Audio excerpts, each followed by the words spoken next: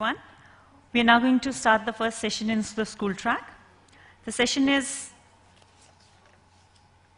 Early Childhood Education, Emerging Models for Innovation. During early childhood, kids have a huge capacity to learn through various sensory organs. The more stimulation they get through different senses, the better their brain develops. The session highlights the various innovative ways of engaging these toddlers in better learning. The session shall be chaired by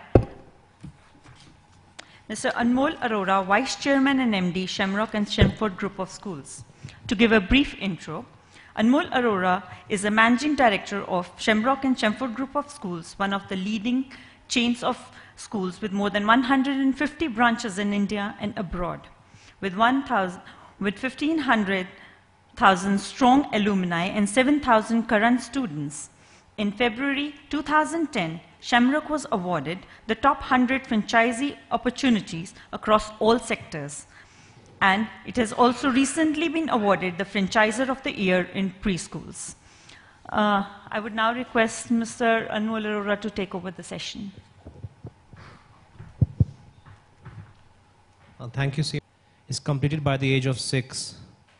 So whatever we may do after the age of 6 will have very less impact as compared to what we do in the early childhood education, but yet we consider this segment as something which any layman can take up. What is it about? It's only about, alphabets, numbers, colors, shapes, rhymes. My mother can teach that. What's the big deal about this sector? But I think now, especially in the metro cities, there has been a complete understanding of this segment, and people realize that with the right foundation, the right early years training to a child, it goes a long way in ensuring the success of the child. Although there haven't been a lot of studies done in India on this topic, but there have been longitudinal studies which have been conducted over 16 years, 18 years in the US and UK about the effectiveness of preschool education, and it was clearly shown that children who had not just preschool education, but good preschool education were more successful. There were lower crime rates. So all the factors that we, count in for success, preschool had a very large role to play for that. And we also get it from, we hear it from school principals where our children from our preschools go that your children are doing well and all that. And that is an effect of having a good foundation. So we have a very diverse panel here.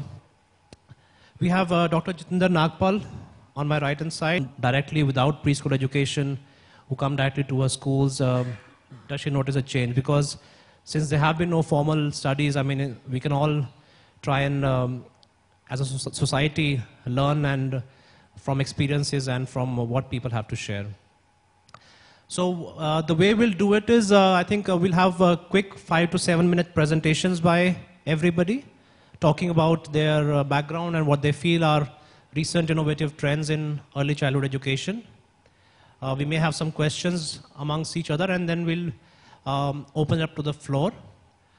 The reason the seating has been kept like this, unlike the first one where we had a panel discussion on the stage, is to have a more interactive session. I think we're all, most of us are part of the education industry, so I think it's not just us. I'm sure there are people sitting in the audience today who have good experiences, and I think it'll be a much more livelier session if we all contribute.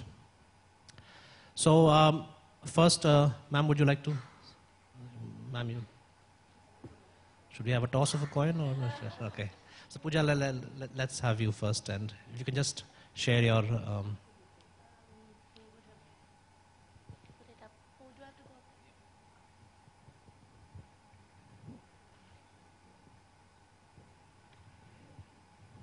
It's an absolute honor to be sharing the dais with some of the most distinguished people in the education industry, especially early childhood education. And a big thank you to the World Education Summit team for putting this conference together.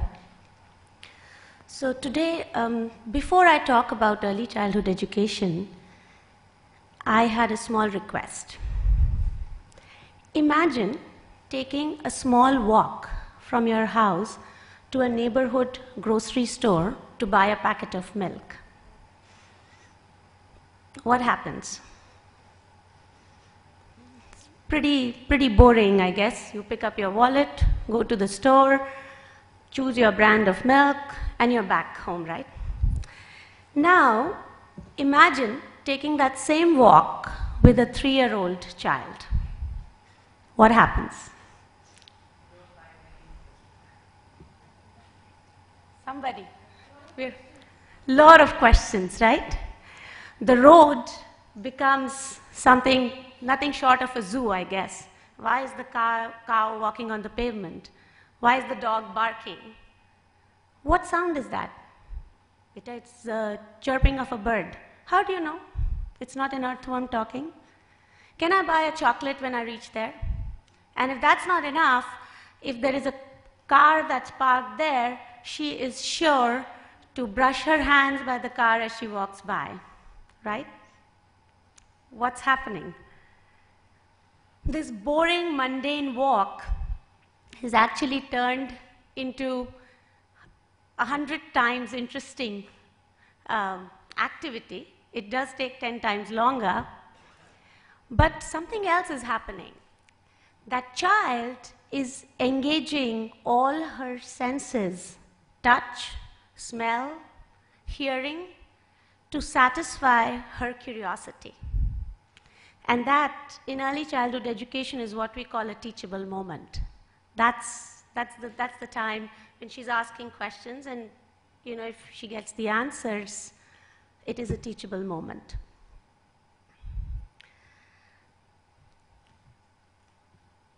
So if I were to sum up in a nutshell what we as early childhood educators, what the role of us as early childhood educators is, it is essentially to make sure that this sense of wonder and curiosity stays alive and that we are able to ignite it even further.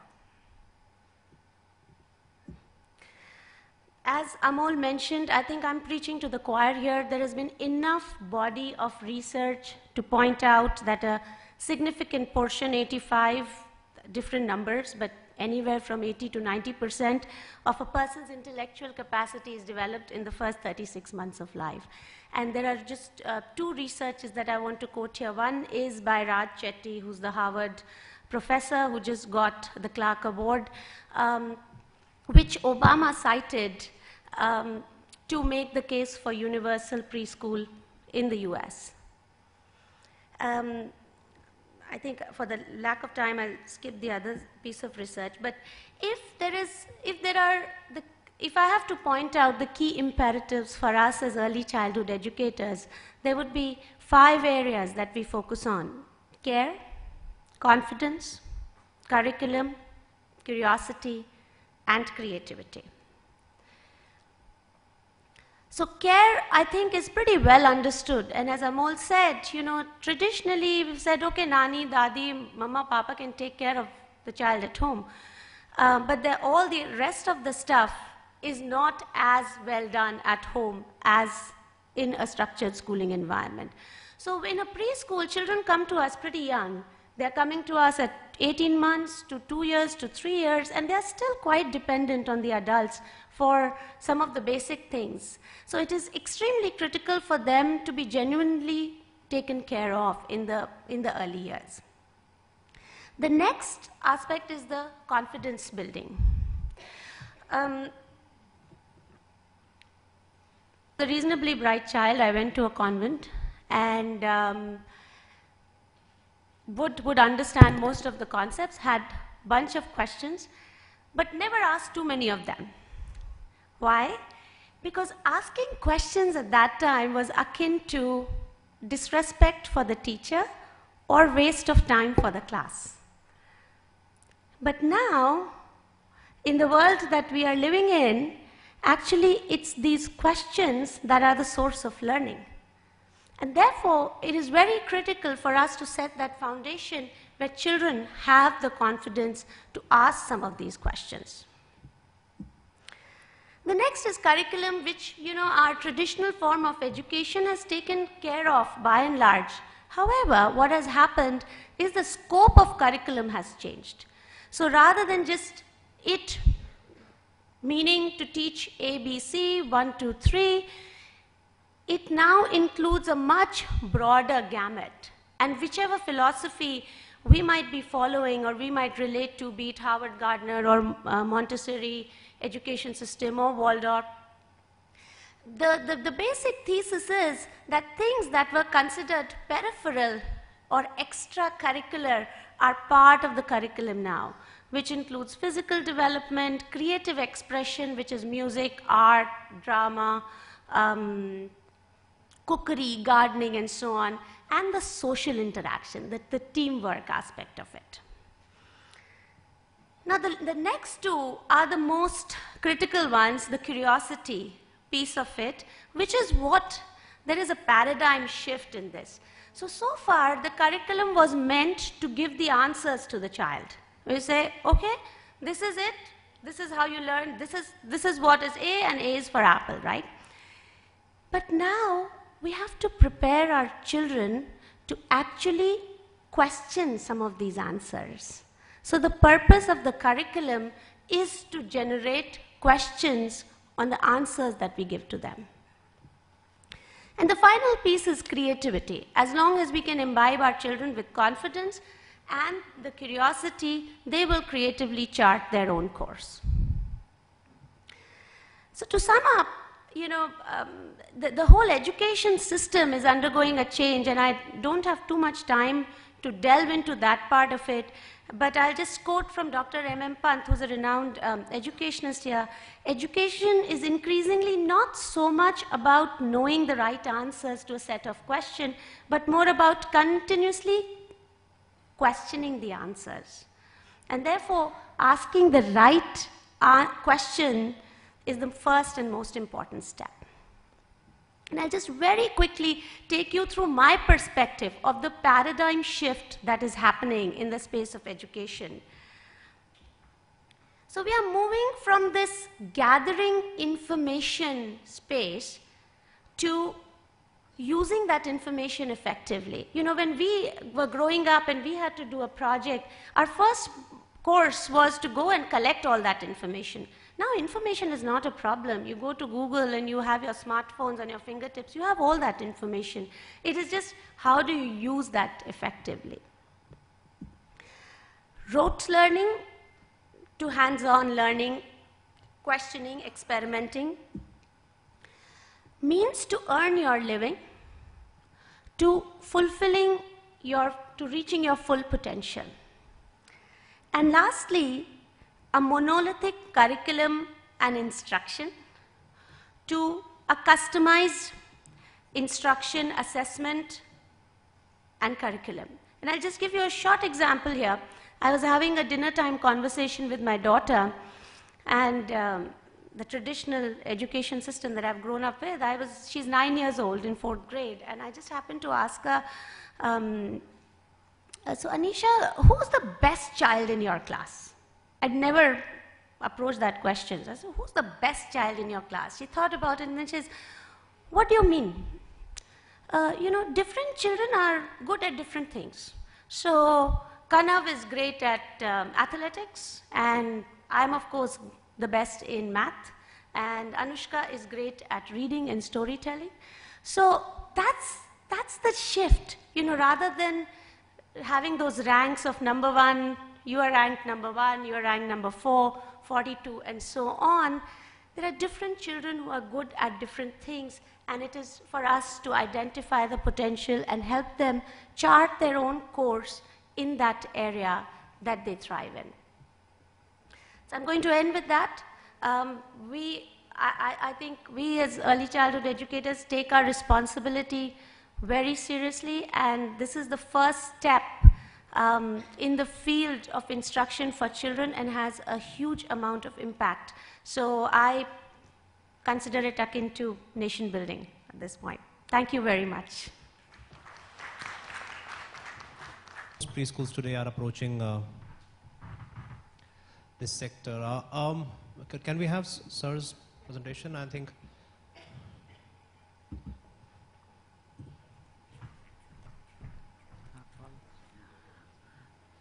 and National Life Skills Education and School Wellness Program.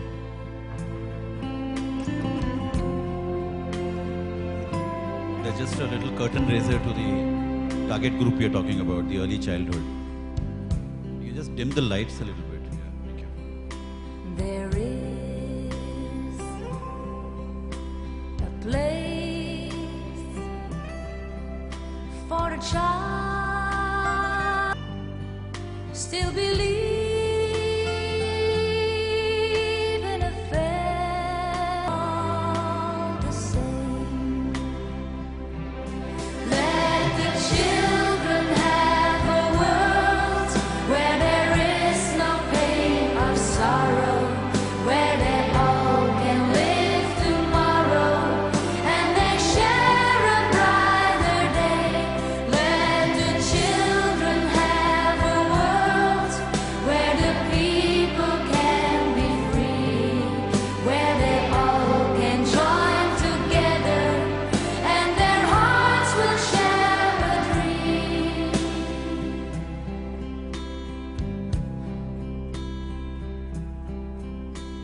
Child will find its own place in the sunlight.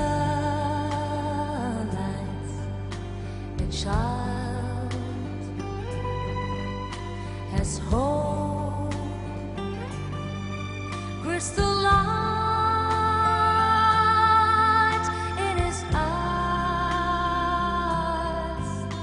I want the world to love every boy and girl. Let the children have a world where there is no pain or sorrow, where they all can live tomorrow and they share a brighter day. Let the children have a world where the people can be free, where they all can join together and their hearts will share a dream. Let the children have a world where there is no pain or sorrow, where they all can live tomorrow and they share a brighter day. Let the children have a world where the people can be free, where they all can join together and their hearts will share a dream.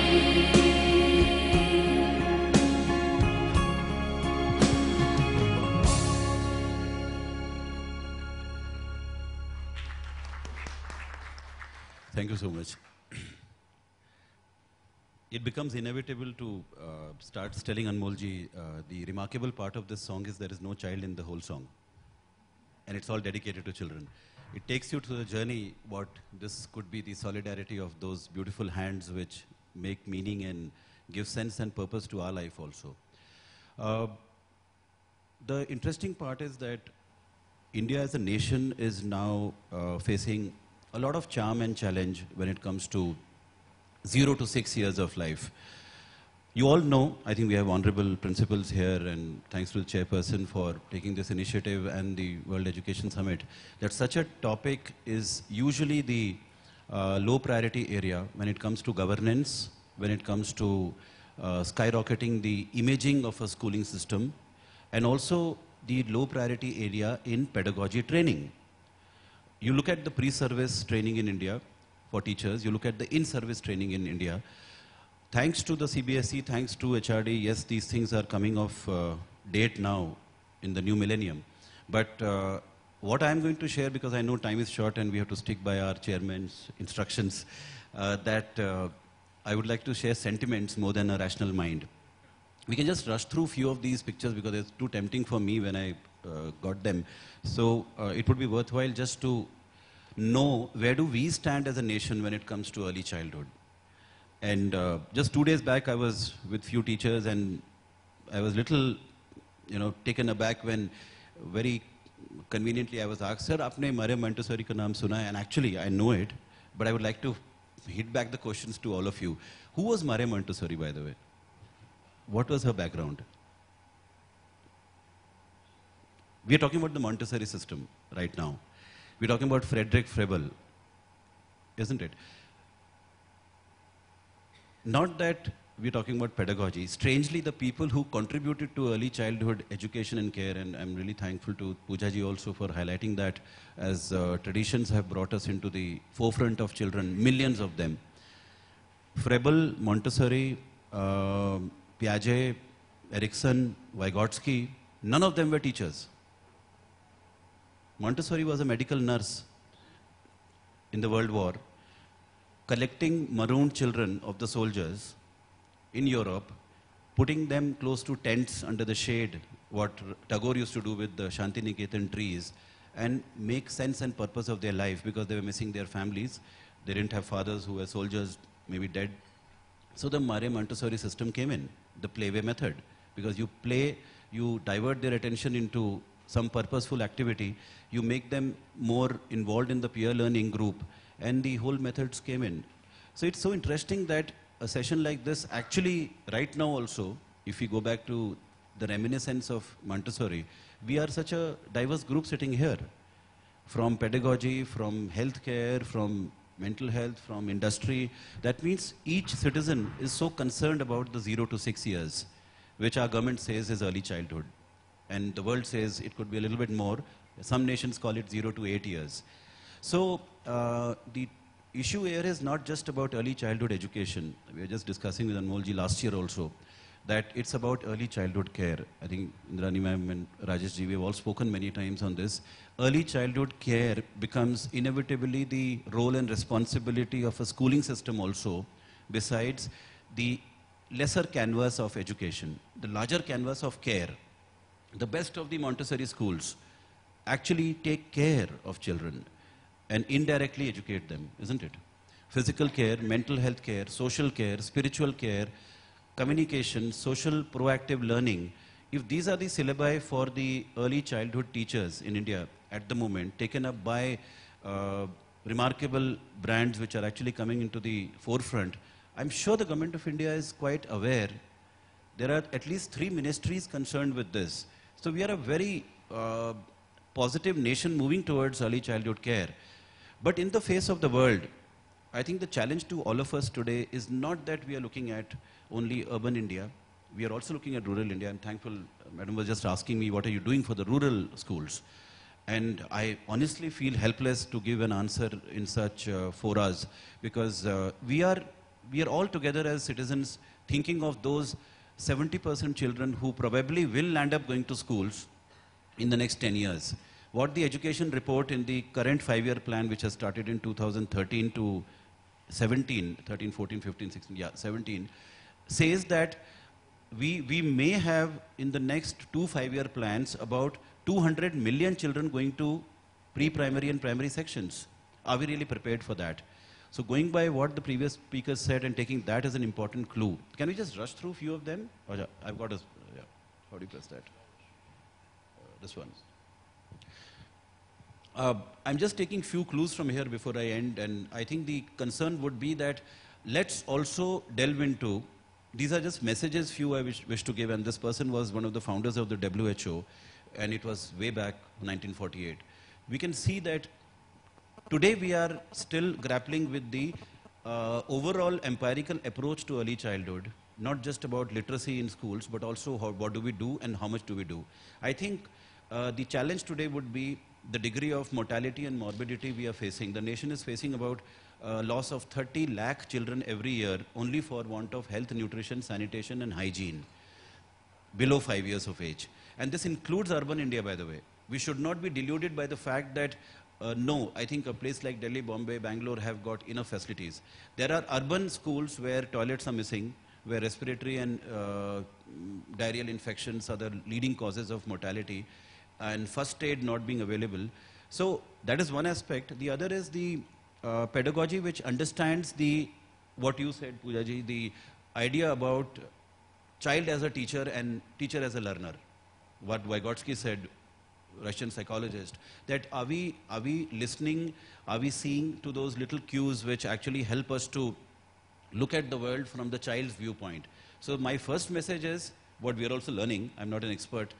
I'm an expert because I'm learning. And probably I feel that the more we watch, the more we observe, what Bandura said, observational imprinting which comes to the adult's mind who is a parent or a teacher or a, say a school manager.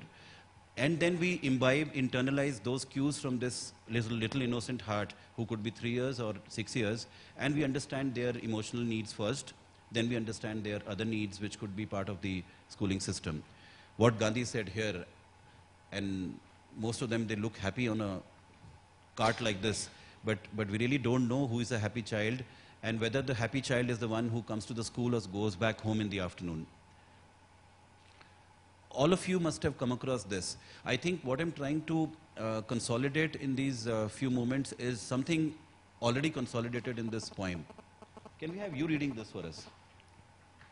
Can you read this poem for me?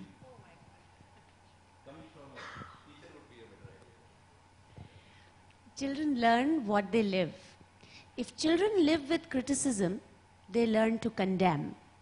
If children live with hostility, they learn to fight. If children live with ridicule, they learn to be shy. If children live with shame, they learn to feel guilty. If children live with tolerance, they learn to be patient. If children live with encouragement, they learn confidence. If children live with praise, they learn to appreciate. If children live with fairness, they learn justice. If children live with security, they learn to have faith. If children live with approval, they learn to like themselves. If children live with acceptance and friendship, they learn to find love in the world. Thank you so much. Early childhood education.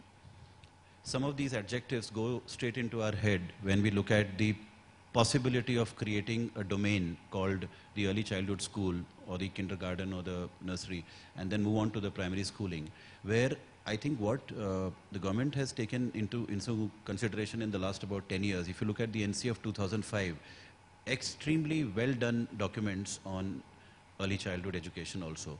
What is the purpose? What are the experiences?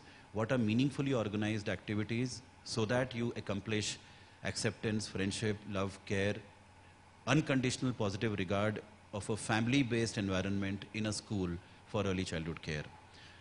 Because that's the moment where the separation happens from the primary caretakers, the family, and wherever we are coming across child-friendly schools or the hope for creating child-friendly schools, I think the first part, you need not go in the order of what is highlighted here. They need to be, for a moment if you think, I think all of you would be pointing at point number 4, isn't it? The provision of a quality learning environment for early childhood. As we move ahead in the schooling system, it may be in any context or any order, but to help a child feel comfortable with a sense of belongingness, a sense of appraisal of me being comfortable for 4 hours or 7 hours in a school where I'm first time in life separated from my family. I think this is where a lot of homework needs to be done by millions of schools across the world. We are lucky that the urban India has progressed so much so that children often hate to go back in the afternoon home. They have quality learning environments. They have an excellent content or curriculum, what was just highlighted. They become quality learners because they are healthy, well-nourished, ready to learn. They are ready by the age and by the facilities also at home and supported by family and community to the school ideologies. You have a vision. You have a vision in your school. That's supported by the family also. The last part, quality outcomes.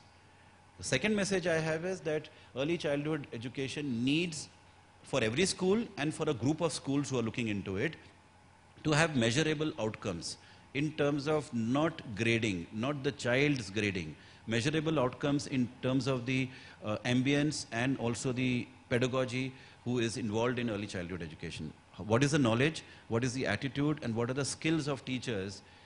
These are the most pivotal teachers in my life. And science says that early childhood teachers probably once compromised as a pedagogy, the child will never be able to look back with the level of confidence in his achievement. So the monitoring and the evaluation of pedagogy at early childhood becomes the second most important message. The third part, which I think is, you also highlighted, we now look at well-being as a goal of education and not becoming literate or becoming capable of achieving certain grades. And from experiencing, now we are moving ahead to even questioning the grades of my own experience. From learning what we went to school for, it became experiencing. Oh God. Whatever. Yeah. From answering to questioning. We come across so many teachers in our life skills and values and pedagogy workshops where they are actually grappling with the idea that my students actually question my own answers. And that's the freedom of education. Ma'am, I can question the way you answered to me and what you answered to me. That liberty can I give to my students, and that's the confidence I give to my schooling.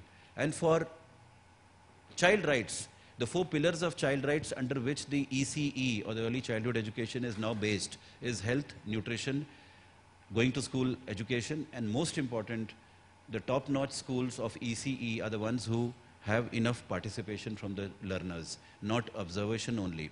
So each child's participation in the methodology of learning itself. So from child-seeking schools to child-centric schools is what our own philosophies of education are talking about. I'll end with few statistics. Maybe for discussion it will be useful, because that's my area, and I'm deeply concerned because we are pretty helpless about it. India government says, WHO says that children in India suffer from, it's a very specific area, but I thought this is the best forum with such learned audience to think about this. What are we doing about emotional, behavioral and learning problems, which may happen to only 15%, but to India 15% is still in crores. Yes, ICMR says 12.8% of Indian children need urgent help for their behavioral, emotional and learning disorders. Now, I'm not talking about what Tare Zameen Pe did to us. It gave us a very good empathy towards dyslexia. Many movies made by Bollywood gave us the idea about be more sympathetic to children, be more empathetic. I think it's also time that through certain indexes, you know, we still, in child development index, that means overall development of small children, younger children, we are 112th in the world. China is 12th. America is 6th. Where are we? That means somewhere we are still missing out on comprehensive and continuous evaluation of our own selves. Like some children asked us in a workshop that what about you doing your own CCE than doing on us? You know, it's about माँ बाप का CCE कौन करेगा, teachers का CCE कौन करेगा. I'm sure principals are also going to answer this in few years. So children are very concerned, and you see population like 42 children are underweight, 42%. Malnutrition, anemia being one of the causes for slow learners in the most advanced urban India. Anemia as one of the reasons for slow learning in a classroom of early childhood in urban India. Are we missing out on school health standards? Are we missing out on early screening of issues like thyroid, iodine? So I won't go into a medical lecture, but I am concerned about this. 23 lakh children, this is just a recent report from Government of India, die every year before 5 years. And you know the reasons behind. These are best identified. These are best identified in early childhood care at the school level, because parents might be ignorant about it. This we have already covered. I am not going to this. Yeah. Right from the time 3 years, 4 years, 5 years, somehow parents are tuned to the idea of "Bachcha bahut acha padhta hai." The idea is not about literacy. The idea is about my child is happy going to your school or coming to this school. Lot of problems of this nature are coming up. We don't know. We are sitting in a tertiary care clinical setting sometimes and seeing this population going up. I would want pedagogy, teachers, principals, headmistresses to answer to us, why are emotional behavioral learning problems going up at the school or the family level? We know the dynamics in books, but that's bookish. I want to know from the community That's where the subtle marriage between health and education is overdue now. Because we are only looking at early childhood as the point when care, social justice, right to education, child rights, and pedagogy can come together. So looking at a school as a coordinated system. I don't think there's, yeah. Very interestingly, this a student made and gave it to me. I don't know how it fits into, they say that the progress of education has been like this, and hopefully it should measure it like this. From IQ, we are talking about EQ, which is a larger circle, at the early childhood level, with life skills, values, and well-being being the overarching vehicle for early childhood and then later schooling. And then CCE becomes more of a philosophy of my life rather than only an assessment. Okay, right. I don't know whether you people are concerned about this. Last 3 days we have been reading only this in the newspapers. And if things can happen in urban India, please do read about the Women and Child Development Ministry report 2007 on the website. It talks about how India is helpless towards 73% of our children who can never report abuse, more so sexual abuse, because there is a fear of disclosure within the family itself. Now this is partly an outcome of that, and it's worthwhile for every early childhood educator to read this report, because that's the only authentic report the Government of India has ever published, 2007. We were part of one of the components of it, and it is strange that after 6 years, I'm sure we will have government officials coming here.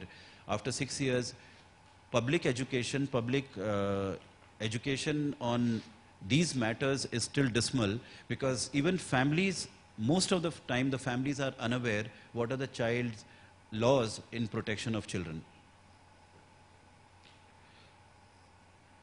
These are all the research work what you already mentioned, so I'm not going through that. I think some of the areas, these are about how early childhood educators are actually coming forward in terms of redefining through peer learning. I mean, I've been privileged enough to have a lot of peer educators who are coming together to make projects on early childhood care as part of their CCE, which was quite innovative. They have submitted some of the reports on how disabled group in the school actually can be studied, remedied by the senior peer educators as part of their CCE project, which was very important in terms of involving the human resource of children itself in the schooling system for early childhood care. So we'll end at that. I'm sure there are some more questions on this. We'll be most willing to answer. Thank you.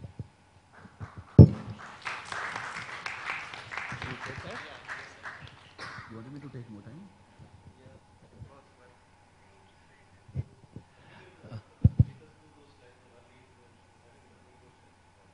Yeah, those numbers actually make you shiver. Those number of deaths and the absolute numbers are horrifying. The number of children who are requiring help, 12%. It's, and we keep talking about percentages, and sometimes you feel, okay, 10% out of school, it's okay. 12%, 88 to theek hai na, but again, if you look at the absolute numbers, I think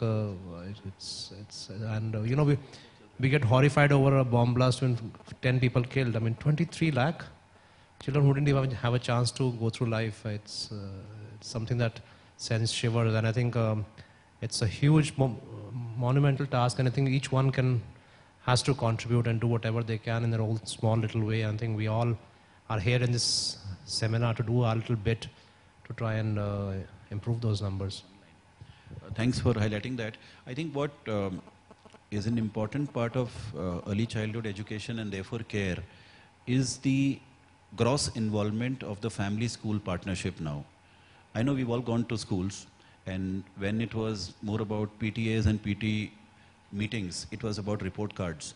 Now what we see emerging is a huge connectivity, the bridge called the child, between the family and the school. And a lot of school counseling services or the special education services becoming mandatory now. CBSE has an accreditation criteria now where a counselor is mandatory for affiliation. Now, what is the role of a counselor? Sometimes cosmetic only, and most of the time idle. We have this All India School Counselors Association, which is working towards making role, identity, and responsibility of school counselors. I just have one experience to share that a child who was a victim of sexual abuse, recently evaluated about 2-3 months back, and big joint family. You go through this India report, Government of India, 73% and above are within the family. Joint family system ho, jo bhi ho. Within the family also means the maids and the drivers and the watchmen is sab involved hote hain usme. So fear of confession and fear of disclosure leading to school refusal कि मुझे school नहीं जाना है और मुझे खाना नहीं खाना है और मुझे नींद नहीं आनी और I hate the school, I hate the family, I don't want to go back. You know what happened in the Norway couples also, the Indian couples. These are incidents where I think every teacher is the greatest mother, every teacher is the greatest counselor, and every teacher is the greatest psychologist, I thought. This is where early childhood education can have the sixth eye to even study the family life through the child. And we are finding the answers through children.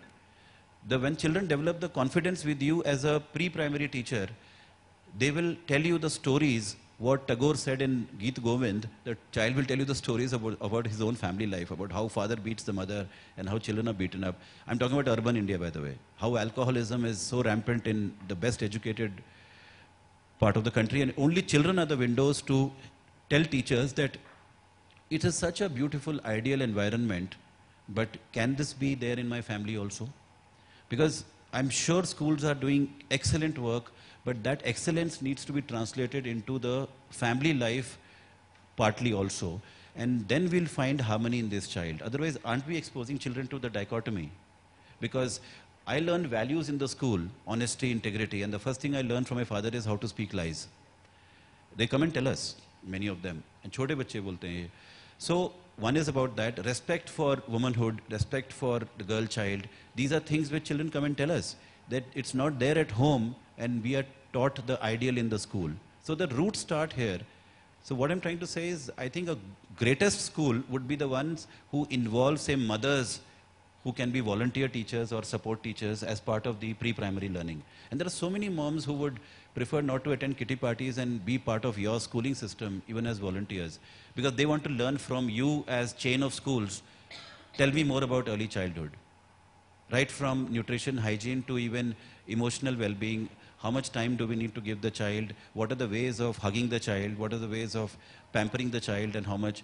So I think schools can play a fantastic role, not just parental orientation. I'm talking about parental education about early childhood care. It'll be a fabulous way to look at 200 million children saving their lives and saving the lives of their own families. So as platforms, how these schools can transform the nation, early childhood schools can transform the nation through the family system. Dr. Nagpal, thank you for your talk. I think schools are now changing that perspective. There are schools, we've got excellent schools over here. And as schools, we've realized that you cannot just live in that idealist framework where you teach the moral science chapter, don't lie, the child learns the questions, writes the answers, घर जाके he sees, पापा कहते हैं phone उठा के बोल दो मैं घर पे नहीं हूँ. You know, parents don't realize that the child is observing this. The parent may not say you should lie, the child observes these things. And so one of the ways that we do it is you have not only the PTM, you go many steps beyond that, and not only in the pre-primary classes, beyond that as well. So I think we have volunteers for picnics, for annual day functions. So get the school involved, the parents involved in the home, in fact, involved in the child's life, and not just the parents. When we have workshops for parents, we have sessions of parents. They say, आप ये बातें grandparents को बताइए. They pamper the child. So we realized we had a grandparents also integration program. We started thinking of how do we integrate the grandparents also. They said we say these things, but when he goes to the grandparent, they say they pamper him and he gets away with things. So I think yes, there is a realization amongst the school industry as well that we cannot keep going in our ideal scenario and involve the home as well. And then those days of where parents would only enter the school premises through a small window to pay the fee and then get out of the school, never see the school again till they have to come for the parent-teacher meeting is changed now. Most schools now are actively engaging the parents, and parents are also realizing that the benefit of being involved in my child's education is manifold. It's not just for my child. My child, of course, sees that I'm concerned about his education, so he makes an extra effort that my parent has come, my father has come, my mother has come, but other children also see parents are involved. As a community, I think we all evolve and develop this way. So with this thought, I'll hand it over to Mrs. Muttoo, and she has had experience of running early childhood centers in abroad as well, and I think it'll be interesting to see what learnings we can have from her talk as well. So. I need to have my, shall I go?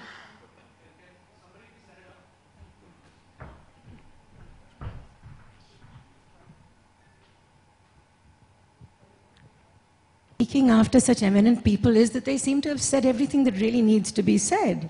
Next time I'm going to insist on going first. Thank you very much. It's fascinating to listen to everybody and the distinct angles that have been brought up so far. Yes, I have been a parent who homeschooled my own child.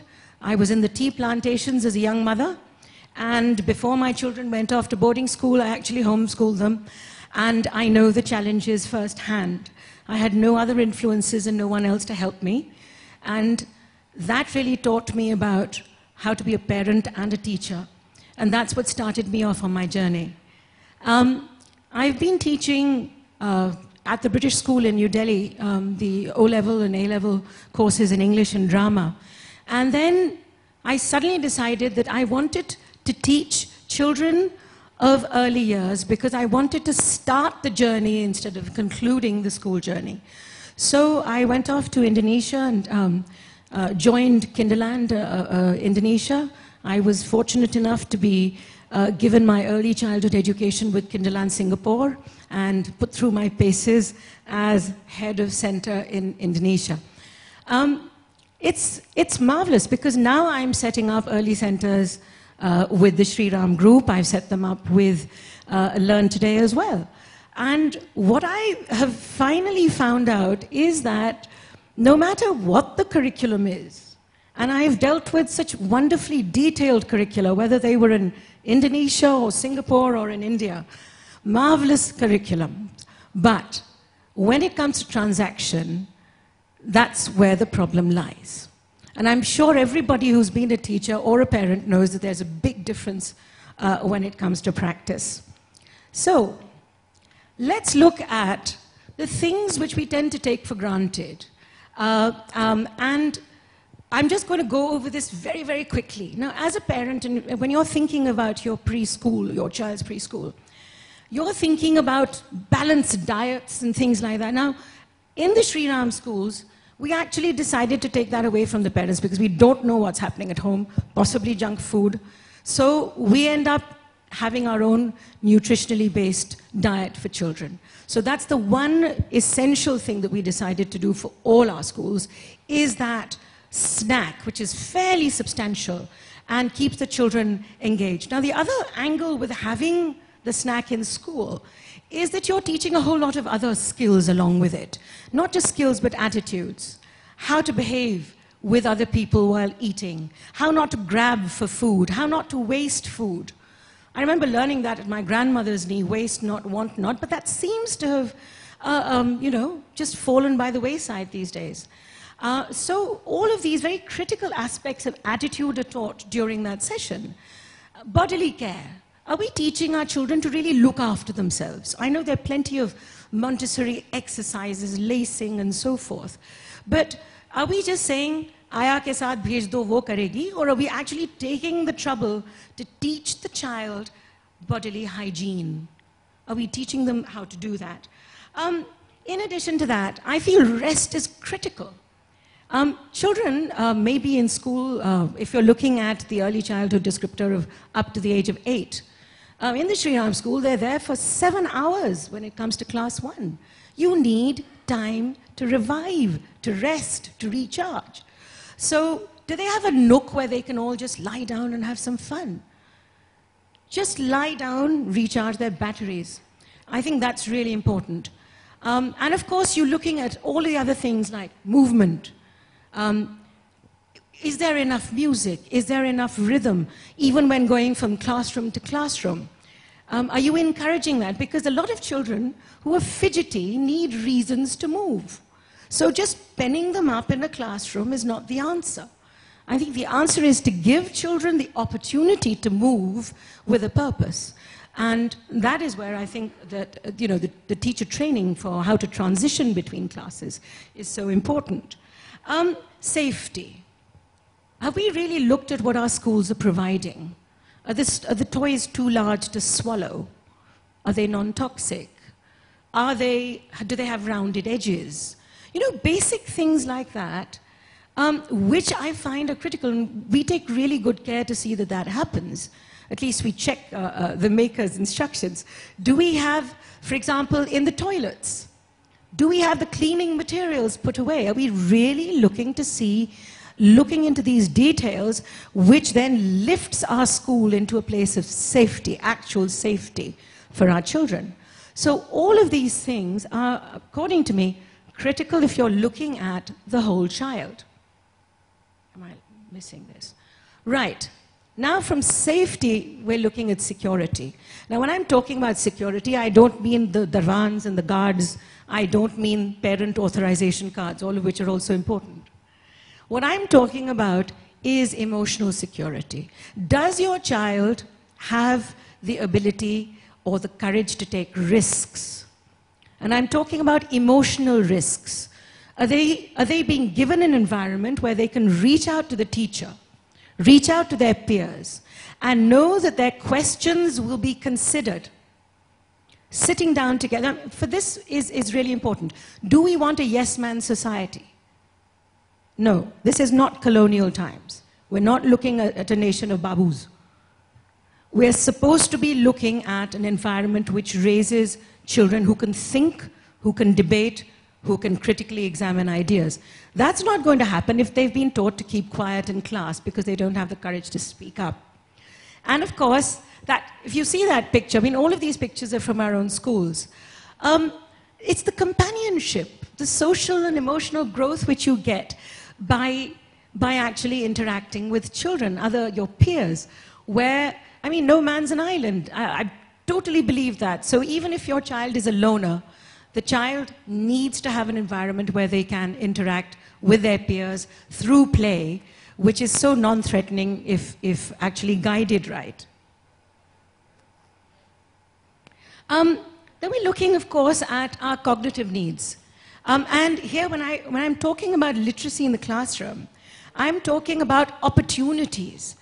What I have seen in some of my visits to schools where I've been invited is that it's rather random. You do have a curriculum, but whether it's been actually followed, whether the objectives of that class have actually been thought of, that's a big question mark. Normally what's just happening is children are in there is a topic, the teacher is going through the motions, teaching the topic, children perform, but I don't think there's been actual thought of what was to be achieved in that lesson specifically. So what I'm trying to talk about is give children the opportunity to learn, and it doesn't mean huge infrastructure. All our schools, for example, they have plenty of books in the classroom. If there is a task that the child is actually finished with, the child can go to the literacy center, pick up something, engage with it. Instead of creating situations in classrooms that teachers really complain about, which I have a child who's a nuisance, he's fidgety, he disturbs other children. Well, I think somewhere along the line we have to check whether our environment has been set up properly. When I talk about challenge, I mean moderate challenge. I don't mean throwing something at a child which will cover him with disaster. He can't succeed. It's much, much too difficult. So in our schools, we really have a lot of attention paid to differentiation. And when I'm talking about differentiation, I'm talking about not just teaching to the center, but having opportunities for the slower learner to actually come up to the rest, and opportunities for the really fast, bright child to be challenged further. And what we really tell our teachers is, for heaven's sake, don't give the bright one who's finished their work just one more worksheet of the same.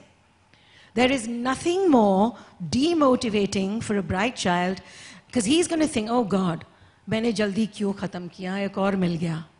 So that's not the answer when I talk about differentiation. I mean something to puzzle the child. Give him something that really is not in sync with the rest of the lesson, something different to engage the child with. And of course, games. I mean, I'm sure that a child who is playing and has learning games at his fingertips is a child who really enjoys school. All right, now a lot of our curriculum deals, when we're talking about cognitive needs, and we're talking about the whole child.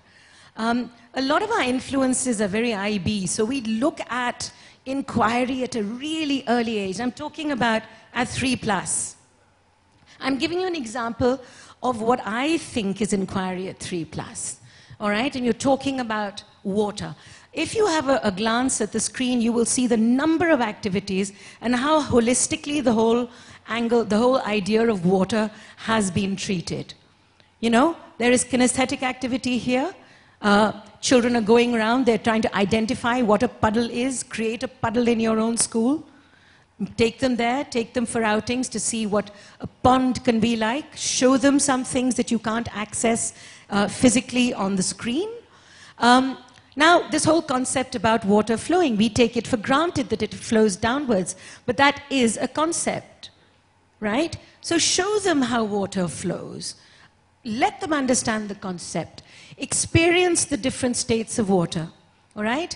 Let them use it for watering. Show them, you know, take them into the garden, let them water the plants. Now, when you're looking at, so that's the environment angle.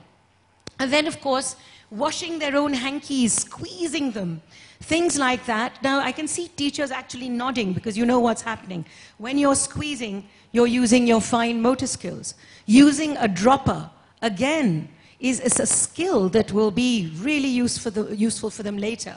Hygiene, washing their faces, collecting water, and things like estimation, which didn't exist as a topic when I was in school. It does exist now. I don't know about other people, but I do know that having good estimation or andaz is an unrivaled skill. Try to get them to do that at nursery level. Imagine how many glasses would fit into a jug of water and get them to actually do it. So, as you can see, when I'm talking about this, I'm talking about practical ways of encouraging inquiry as early as nursery. Now I'm getting into a very controversial topic. Control versus freedom. And that is where all this creative expression that we keep talking about is rooted. Now, I must tell you something about Singapore, because I learned ECE. You may say the sky is blue, but when the child is actually drawing his own painting, he make it black. And you ask him why. Don't just ignore it. Ask him why. Because I've done that. And they said, but it's raining outside. And, you know, and when you talk to children, you get them to express their ideas, there is vocabulary developing, there is an opinion and the ability to communicate, which is hugely required in this day and age. So, yes, and the other thing which I introduced in all the schools in the Shri Ram group is messy play. I don't think children can really learn about textures without messing themselves up. पहले ज़माने में कहते थे ना मट्टी के पास होना चाहिए. I mean, the child has to have connection, physical connection with things, right? And especially if you read Piaget and you're talking about 0 to 2, everything is to do with the senses. And I say that unless a child learns what slippery is, what rough is, and jelly is, and they actually feel it, all of these things are just going to be vocabulary items and not real. So what we're talking about here is, when you know, experiential learning is the catchphrase now. Well, I'm talking about really experiential. They have to feel it. And we warn parents, even though the children are wearing aprons, they're going to come home in a mess. And you should be prepared for it. Now, parents are marvelously cooperative, I will say that. Okay. We had this huge debate when we were setting up our schools about scripted curricula, and whether we should have curricula which actually, you know, map the day from the beginning to the end, 20 minutes of this and half an hour of this, and exactly how to enter the room, exactly how to start a topic and conclude it. Let me say we decided we wouldn't go that way. And why not? We have a very, very good curriculum. We have objectives for every topic. We have a series of activities which we give all our teachers. We have a month of training and then monitoring visits and interventions throughout the year. So we're doing all of that. And the reasons why we decided to do it, because children are different. If you really believe in child-centric education, and if you really believe that your curriculum has to adapt to a child, your methods have to adapt to the kind of class you have, then how on earth are you going to go with these minutely scripted curriculum? I don't see, I mean, this is, I'm sure there'll be plenty of people who argue with this, because, but this is the way we think, that if you've got a school in Rohtak and you have a school in Tarapur like we do, the needs are different. The teaching is different. The children are different. Parental expectations are different. So now we come to this whole notion of how to manage these parents and their expectations. Well, we actually have lots and lots of workshops with parents. That's how we do it. Because imagine a curriculum like this coming into a fairly rural area. It's difficult to understand. And there could be a disconnect unless you have parents on board. I know I'm really sort of talking a lot, but let me show you the example of what we did in Jakarta. In early years, not in early years, but in primary, we had a lot of innovative work given to the students, where we expected the children to go home and surf the net, get information from the internet, source it, and review it, and summarize it. We found it didn't work. We found the parents didn't encourage it at all. So it looked like our whole notion of research at home was actually falling apart. That's when we had our first meeting with parents and we asked them why. Very simple. Miss, if we give the access to the computer to our children, we are very scared that they will get onto porn and all these other websites. So we don't want that. So I said, are you going to stop them getting onto the net altogether? They said yes. And that really created a whole lot of problems for us. So our answer was this. We had free software on how to block objectionable sites. We called the parents for a workshop in our computer lab. I have never had so much of involvement of parents in my whole life than I did that time. We had something like 75 parents trying to crowd into our computer lab. We had 3 parents to a computer, all of them jockeying, and then we had to treat them like children, saying, please take turns.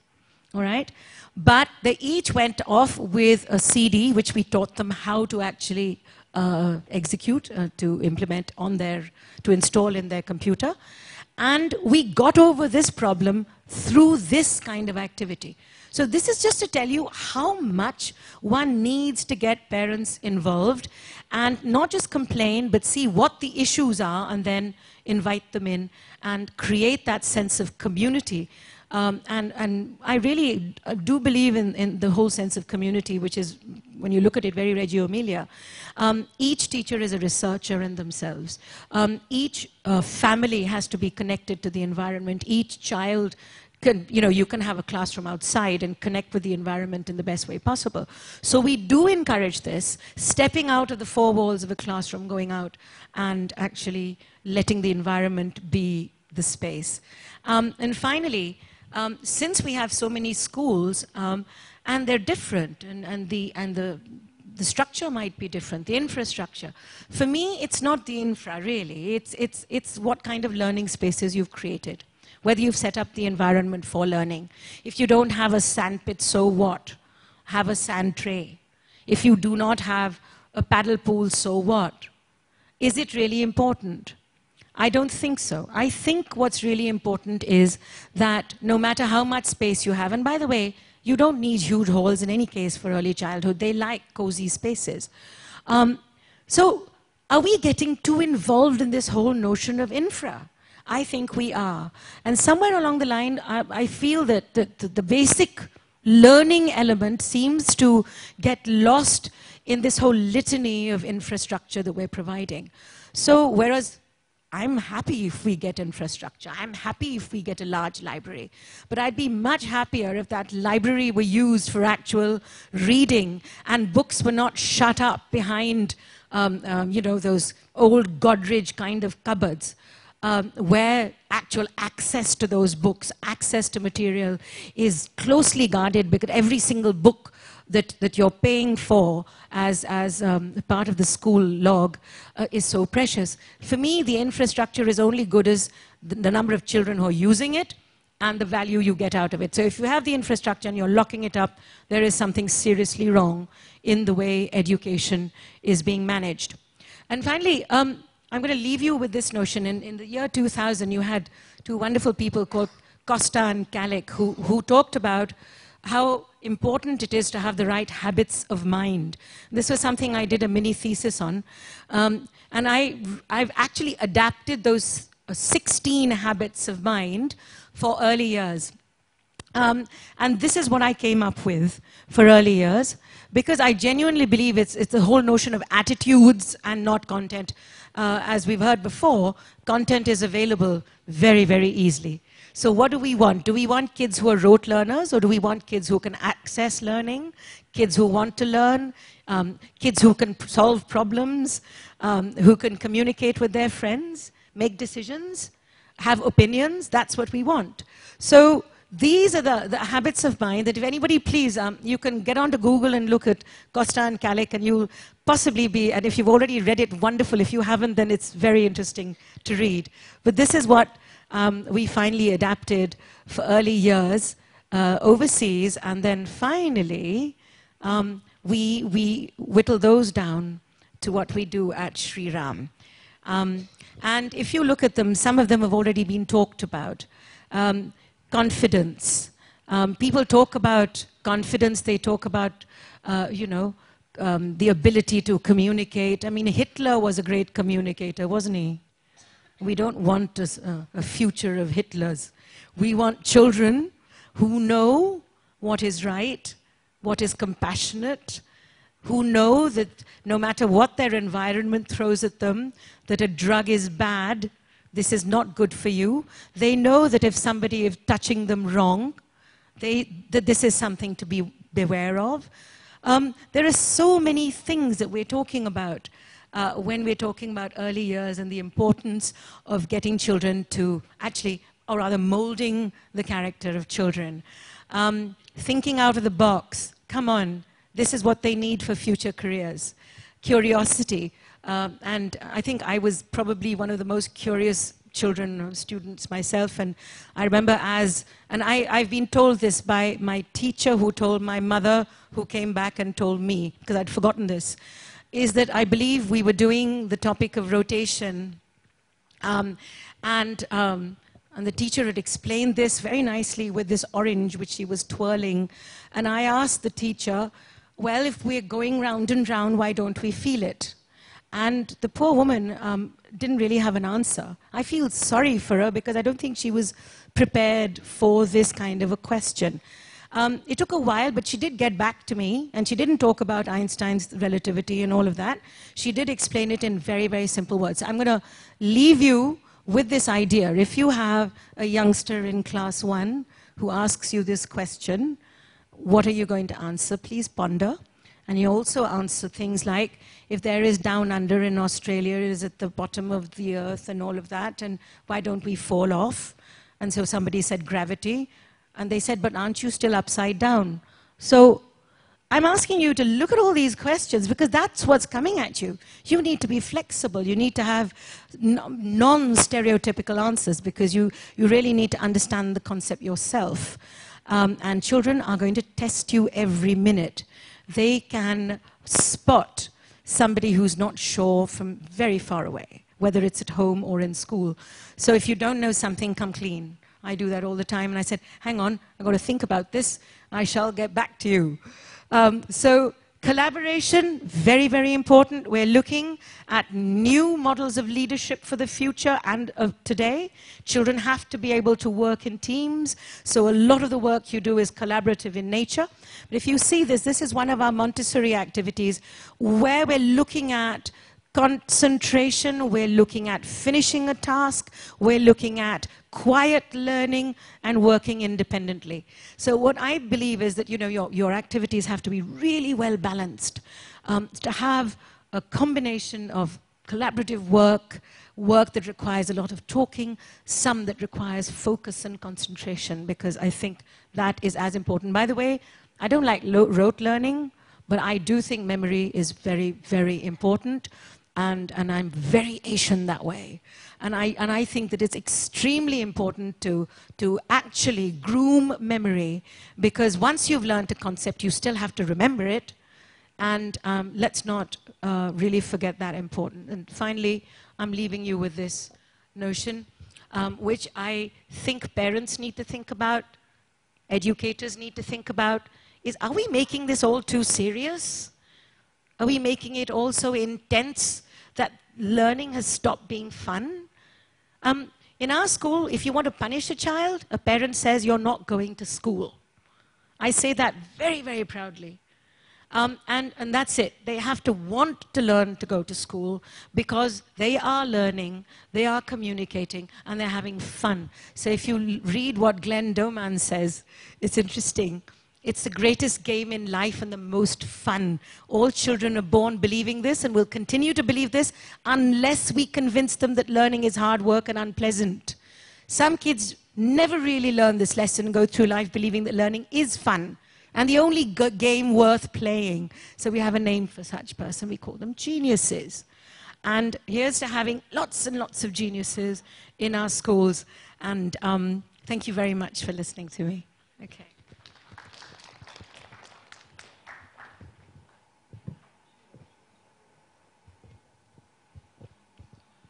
Thank you, Mrs. Muttoo. I think that was an insightful look into your philosophy of early childhood education, and I'm sure all of us sitting here have taken good notes, and there's plenty to learn about.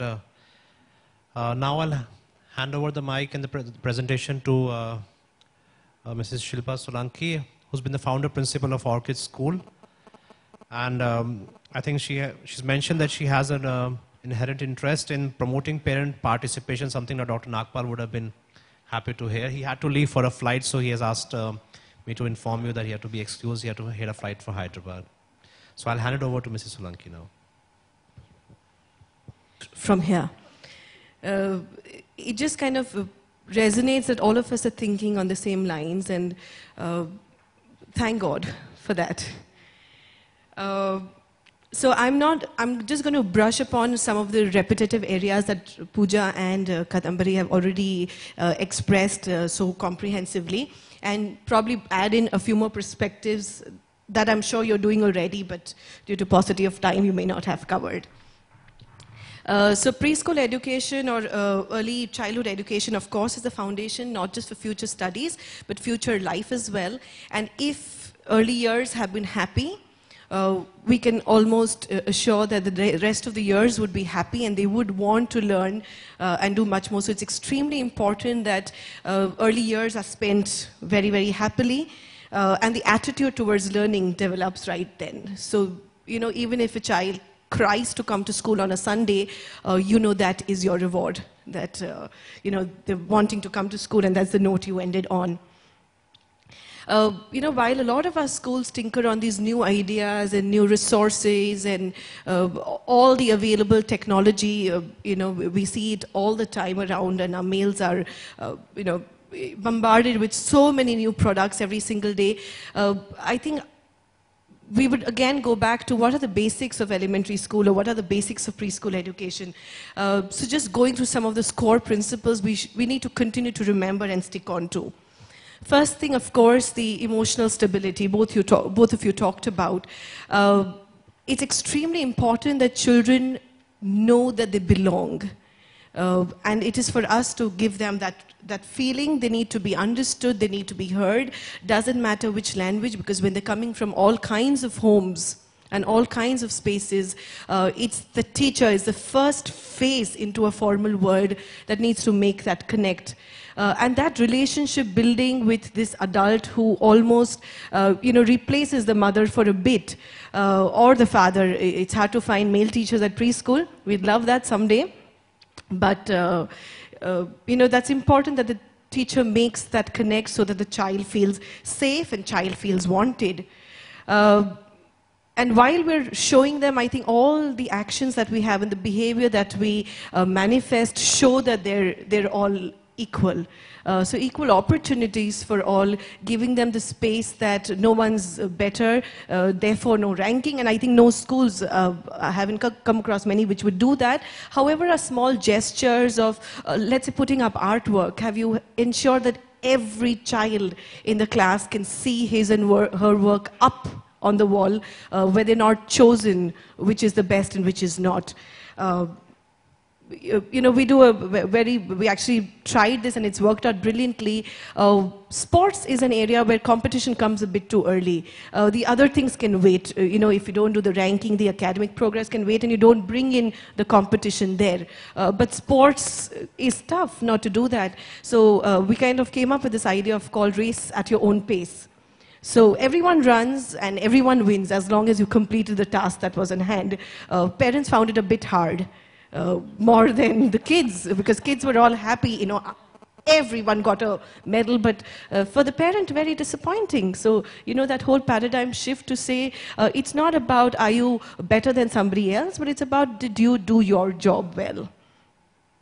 Of course, when we're talking about literacy and we're talking about numeracy and we're talking about cognitive skills development, I'd like to emphasize upon meaning being at the core. When we create a context and a need for learning, learning will happen. If you were to go back to, when we were babies or if your parent, the first word your child spoke when your child was an infant, it had to be either water, a word for water, or mother, or father, or granny. Why are these the most common first words? Because that's the need. Food, water, and the adult who's the significant adult in your life is the first word. And that just emerged. Nobody had to teach this infant these words. But once there is a need and a context, the child will learn. So, of course, creating all the activities that we do through multisensory, through creating a lot of learning centers, bringing in techniques that cater to all kinds of learners, not to lose out the meaning. Nowadays it's really fancy to say we're activity-based and activity approach, and we have fancy names for all kinds of activities we do, chefs at work, and you talked about messy play. But if all this is at a superficial level, and if you forget the core purpose of why you even began to do this, because you wanted to bring in the tactile experience, the smell through the fruits and vegetables that you will cut and explore, the color and the shape and the number of seeds inside, and all of those, if you don't know why you're doing this, then it just left to making a fancy school. So it's important that you bring in the purpose in what you do. Again, thinking about, is it age specific, is it developmental stage specific? Sometimes I really worry about preschools that are preparatory schools. You almost want to graduate them by senior KG. Some even do a graduation ceremony with coat and a cap, and that is a bit scary because they're just 2-3 years in school life. They have many, many years to go. So not to hurry up, because is it really developmentally stage appropriate that they must do a certain thing then? And yes, a lot will come. You don't give them sex education when they're in class 1. You wait for a certain maturity for them to be introduced to a new concept. So just a caution on how fast one must go and not pump in too much. And that brings me to this point of it's an antidote to the seminar today because it's talking about digital learning, and our effort is actually to de-digitize. Right from the womb, the kid already, by miracle, by evolution, can use an iPad with such, easy, effortlessly. And you wonder where that's coming from. My son, who's 4, does this to the storybook, as though the dog will just kind of hop on. They just know it. And the fear is that when you're too overstimulated, the boredom will seep in soon. So again, to give the right thing at the right time, computer not as a toy, surely as an aid, a learning tool, something to enhance the concept that cannot be otherwise done through real hands-on activities. But too early stimulation will affect in the long run. It seems, colorful now. So sorry for all the service providers that are bringing too much too early, but that's, and I'm not being old-fashioned, I'm just being cautious here. Because we need to sustain the joy of learning. Sometimes you hear of schools introducing multiple languages. Yes, kids at an early age do have the capacity to learn as much as you want to give them, but what is the relevance? I mean, you're teaching Japanese, but do they know the regional language? Because tomorrow when they go to the market with the parent, will they be able to say, 1 kilo tomato dijiye? How will the Japanese language help them yet? Unless a little later in life, when they know that they're probably going to study abroad, join a multinational, where this language will definitely add an edge to your learning, makes sense. So sometimes we're just putting in things and not seeing the connection and the relevance into what we really need to learn. Parents as partners, extremely important. We keep telling our teachers that don't try and get your parents off your back, but really get them on your side. Teachers have experiences because every parent thinks they know more of education. Actually, everyone thinks you can start a preschool. You can start preschools in your backyard. You really don't need, as of yet, any certification to really start there. I hope the government really puts in some norms to say you cannot really just start it there if you don't know what early childhood education is all about. So bring in parents, tap their resources. It's always good to have an extra heart when you're doing things, because there's so little and there's so many in most schools, to bring them on your side. And I think once they step into your space, they will begin to empathize. I think most parents who've come in for a substitution in class will go back to say, wow, we look after one and you look after 30. And you'll suddenly have them, on your side, helping you, supporting you, whether it's all kinds of events you're doing or filling up for you whenever you need an extra hand. Of course, at the same time, a lot of sensitization and awareness with parents, talking about your methodologies. A lot of times, preschool education, because we've all gone through very conventional systems which talk about ABC, 1 to 3, jitna zyada likha hai, it seems like utni zyada padhai hui hai. So your parents saying, but you're not doing any notebook work, and why are you not writing yet? So educating them about when should writing come if you haven't really got your readiness, skills, if you haven't really understood some basic pre-reading, pre-writing concepts, how will you get on to writing? So helping them, educating them, sharing what your philosophy on education is, which will help you so that they can support you. A lot of times, telling that some things can wait, but the children need to really know the basics first, and if the ingredients are right, if the readiness is right, writing will naturally come by. Teachers, not to forget, while we're talking about what we're offering to students, the spaces we're creating, it's important to ensure that teachers also feel equally valued. Sometimes in large schools with, K to 2, the secondary senior school teachers for some reason think they are the stalwarts, everything lies on their shoulders, the school reputation. I would really, from my personal experience, say it's hardest to be a pre-nursery teacher. Hats off to those who can be there and be there for 4 hours, entertaining almost, 30-odd kids. So right from your salary packages to the compensations you offer, I think schools and policymakers need to think of, are you ensuring that they are also on an equal, parallel track? Yes, for shorter hours, so that can be a point, but otherwise, giving them the message that you're equally valued. So while our top class does well, it's also because something you may have done right when they were with you many, many years back. Training of teachers as equal to training of parents, continuously updating and keeping abreast with what's going on, needless to say, is extremely important. Networking with professionals within your city, across, internationally, again to see what best practices you can take on, but of course ensuring that the teacher's heart is in the right place. So yes, so these were some of the thoughts on preschool education. I actually had a whole presentation on language teaching. I was going to go on that track, but that is up on the World Summit website because that was one of the nominations. So I'm actually not getting there at all. But if any of you are interested in looking at a whole language approach, you may visit the website and look at this presentation. Thank you so much, and thank you for inviting me. I'm almost a wildcard entry. Therefore, my name's not printed in there. Okay, thank you so much. Thank you, ma'am. For a second, I thought when you talk about digitizing them, I thought they might switch off the mic or something. You know. Yeah, you might have noticed actually none of the speakers talked about technology, and we all have, you know, we think of the new changes that are coming in all fields of education, and the biggest factor we all think is the newest thing is technology. And yet there is a shift, or people would say there's an inertia. Actually, people thought there's an inertia from schools. Uptake is actually not inertia. As schools, we have considered technology, we evaluated it, and most of the sensible schools have kept technology as an aid, and that's where its position should be.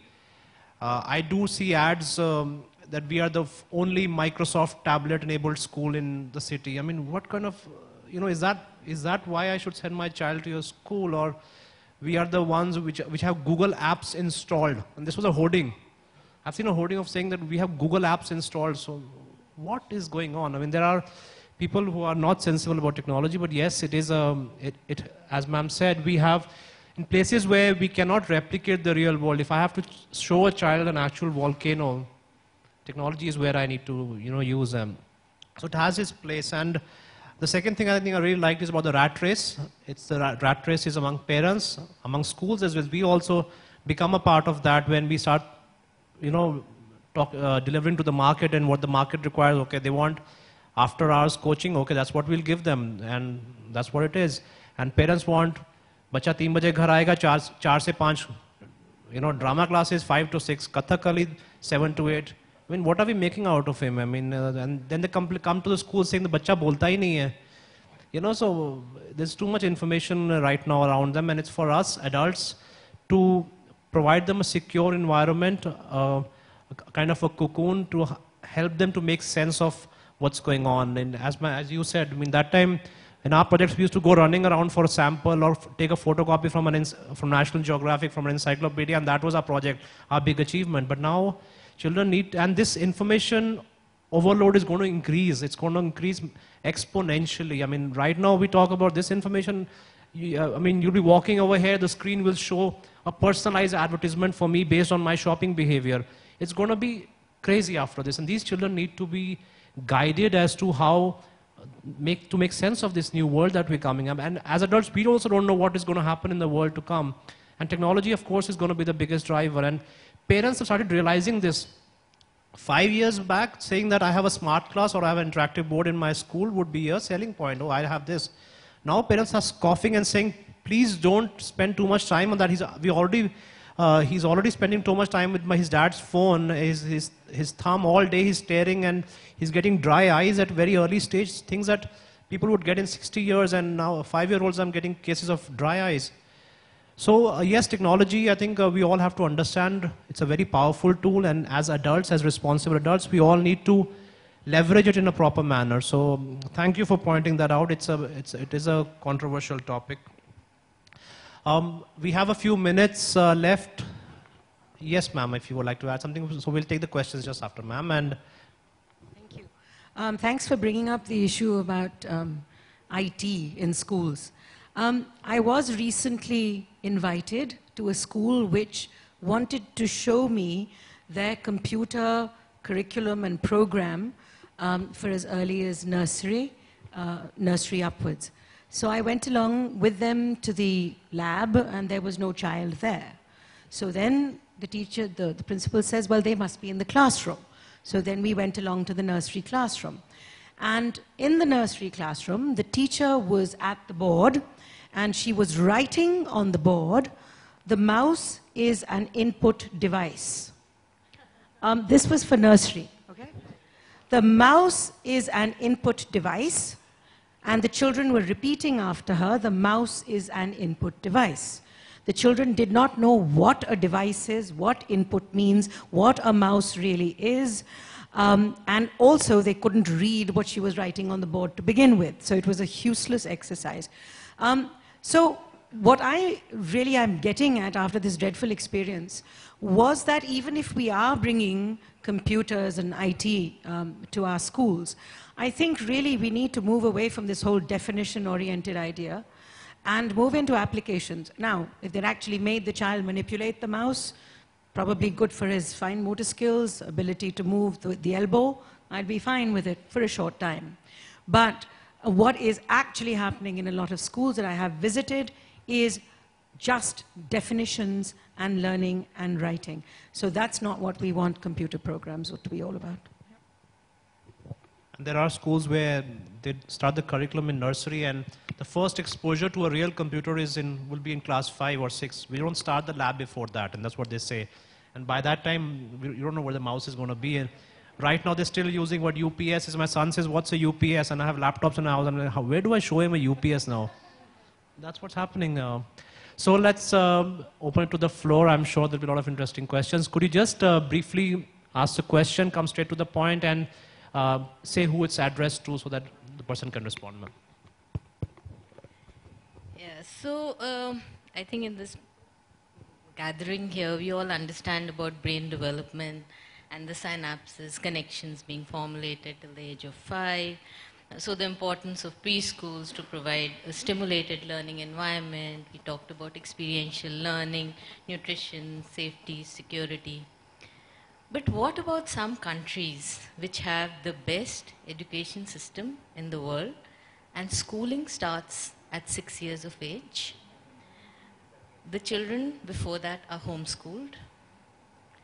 So what is the need of children coming to schools at 1.5 years of age? For me, what's wrong over here, I've started to question myself as an educator, is I think the routine which sets in when the children come to a school. When we say a school, it may be a preschool or whatever. The child has to have a routine, even if he comes to school at 9 o'clock or 10 o'clock. There is a routine. So we are formulating a routine so early in life. Is it really required? And another problem for me is the social emotional problem, which is the separation anxiety. I think we've all gone through as educators. We've seen children, and of course all the people here who work with the younger children. You find, of course, going by the premise, all children are different, each child is unique, but some children will take even 2 months to settle down, and they keep crying, when they're coming to school. They may become okay when the parent leaves, right? But that whole separation anxiety, isn't it too early for them to come to school and have that at 1.5 years? And then what about these countries which have the best education system, and the children go to school at 6 years of age? Thanks. There's no one to say who is best or not. I mean, you can look at, we have to look at what is in our interest, are we doing something right? First of all, when I mentioned the benefits of preschool education are well proven, it's always about good preschool education. So if the system is not well developed, a child might come, and the example of separation anxiety, if the school does not know how to handle a child, I think there's a serious problem there, and that can have negative consequences. So the good preschool systems know how to ease this transition. It's not an easy thing. There are books and books written about separation anxiety. So good preschools have that in place. Second thing, what is the need for a preschool? I think let's go back one step and say, you asked that question, what is the need for a preschool? See, the child is naturally very curious. He needs answers to his questions. In normal circumstances, the environment in the house cannot give those answers. They don't have that kind of exposure in terms of the adults nor the infrastructure to provide that exposure. And the biggest thing what I've noticed is the peer learning, which cannot happen. The socialization happens in preschools is the biggest significant change. I know the curriculum can be taught, a parent is spending a lot of quality time with the child. They can take them to the zoo, take them to gardening, take them to, and keep talking to them. But A, do parents actually have the time, the inclination, the ability? All these things have to be considered. And peer learning, because of the nuclear families, and I've noticed that the biggest changes happens when their language development. Within a couple of weeks, parents will come and say, he started saying so many words, and honestly, we didn't even teach him that. And we just say, yeah, that's good, we have a good system. But it's actually about peer learning. He must have picked it up from his friends.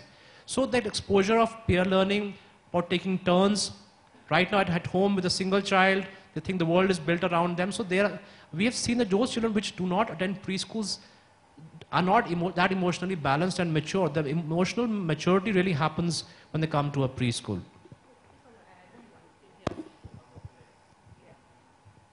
Actually, it cannot be compared because our socio-economic context is so different. I mean, with our kind of family setups now in the urban setting, it almost becomes imperative for the couple to work, both husband and wife. And when you're stepping out, preschools, or even as early when you talked about 18 months, I know there are schools that start 6 months as well.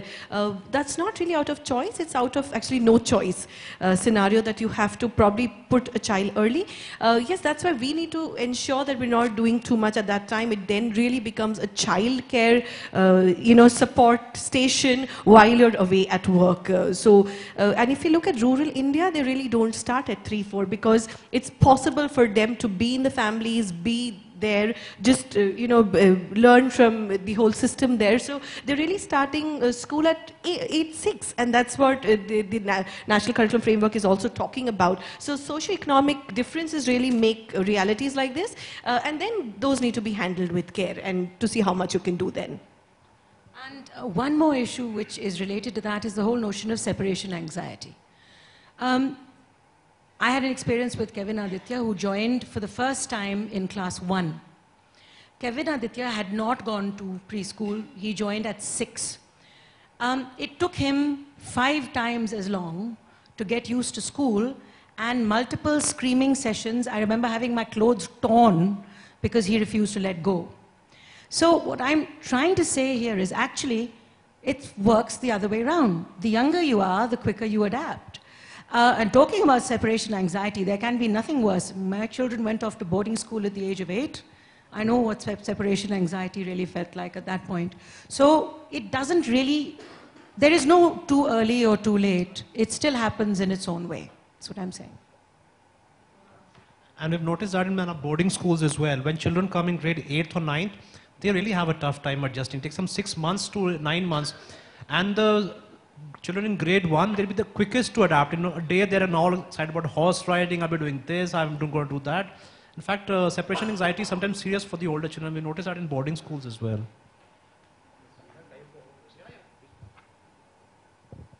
I think that we don't. Just switch off the mic or something. Do we have time?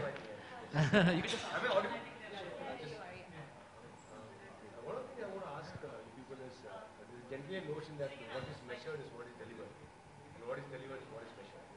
So, especially when you're looking at the progress of the child and the progress of the school related to the school, there is a notion of this report card.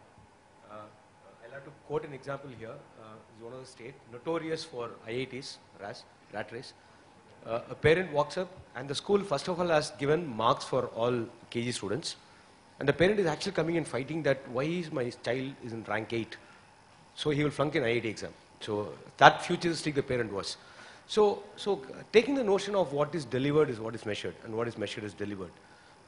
We have experts here. How do you actually communicate the progress of the child in all the holistic aspects? I'm sure one logical, easiest answer is portfolio of the child.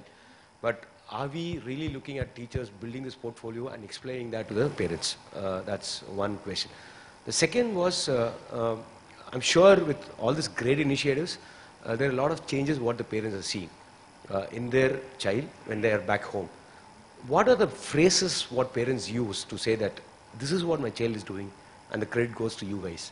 I mean, can I get hold of a set of phrases which could be great evidences? Because I'm asking this because I'm sure there are a lot of principals here who are actually tempted to get on to what you're saying. But what is probably withholding them is back home, there will be 70 parents who will say that, why have you changed the system? So there is a lot of resistance coming in form of parents. So could there be some evidences or phrases what parents normally use when they see this is the impact of the practices what you say? And last but not the least, Pooja, I think probably you had 5 C's. Probably 6C can be, with your permission, communication to the parents. I mean, I think that's extremely important. And I have one question to you. You've been franchising. My personal notion is franchising is inversely proportional to the quality. So that's a notion which I have. So I'm I'm giving the opportunity to dismantle my notion, especially in preschool. It's going to be an extremely tough job to look at the quality aspects and no thinking alike. So that's if it's an IPR, then you don't have to answer this question.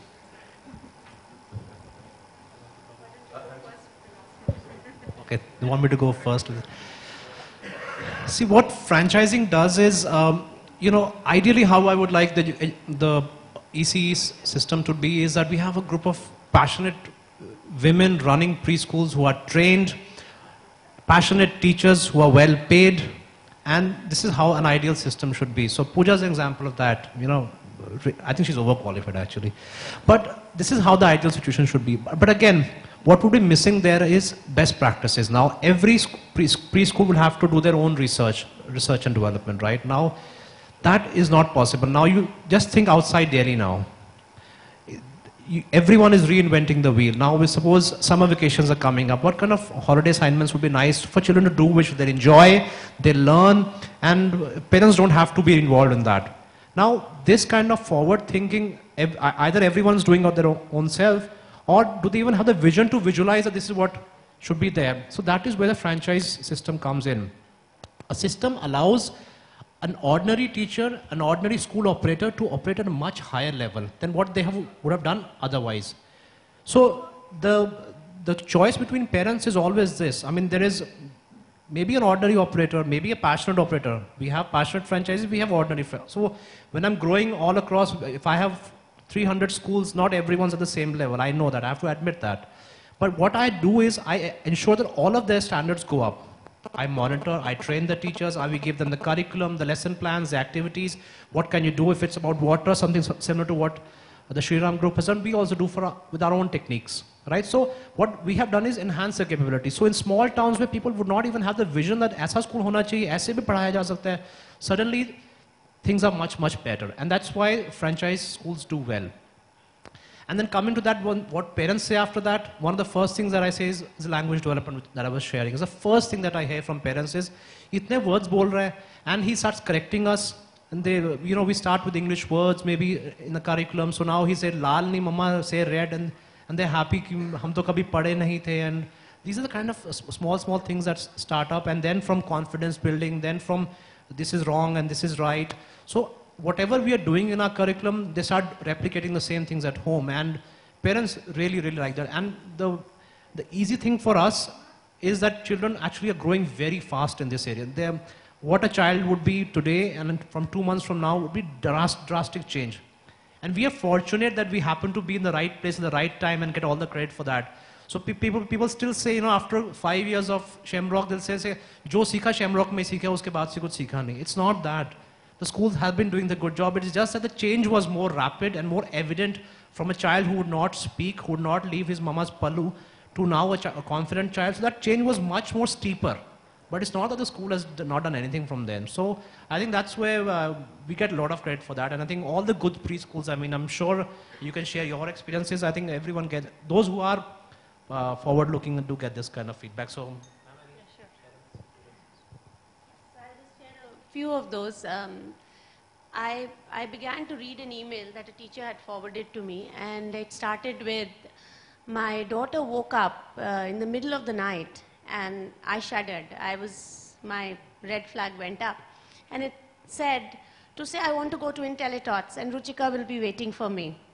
So, and we keep hearing that over and over and over again, where, on weekends children want to come. Just yesterday a mom shared with me, she said the child was not doing well, so I did not wake her up at 9 o'clock, and then when she woke up, she says, I missed my school, I want to go to school.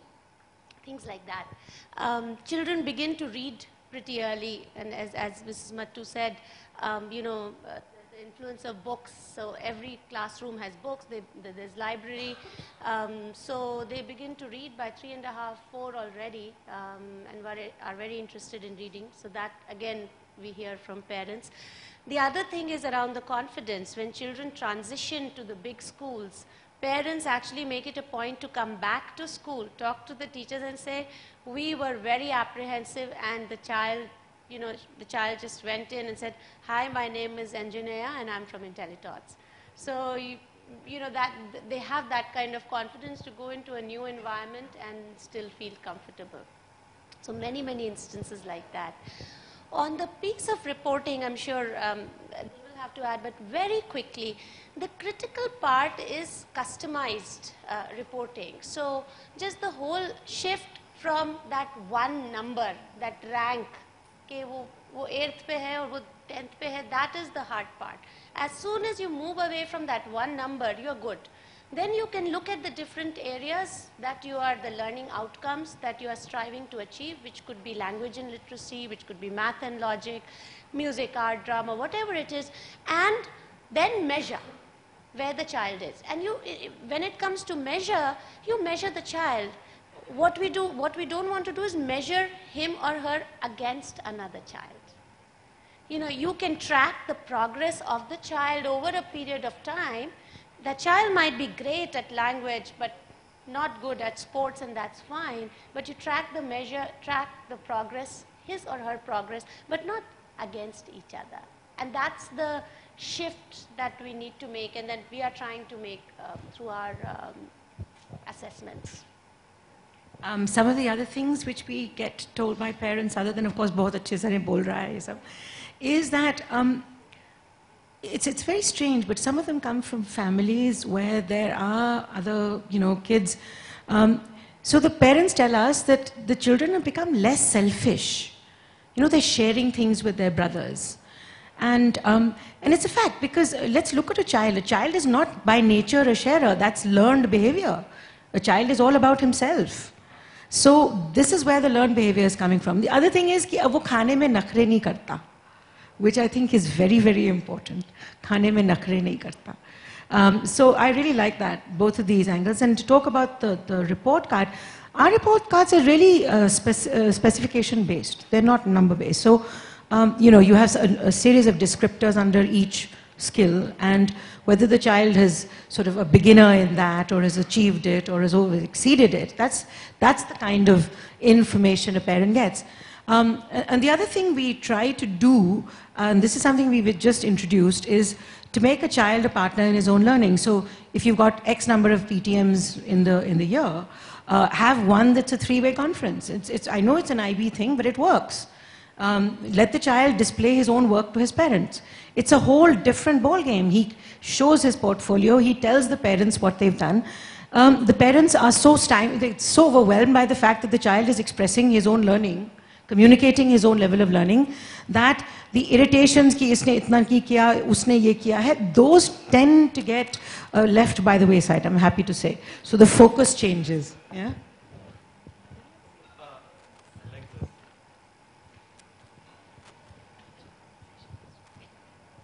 No prize for guessing what that message was. So we'll have the last question.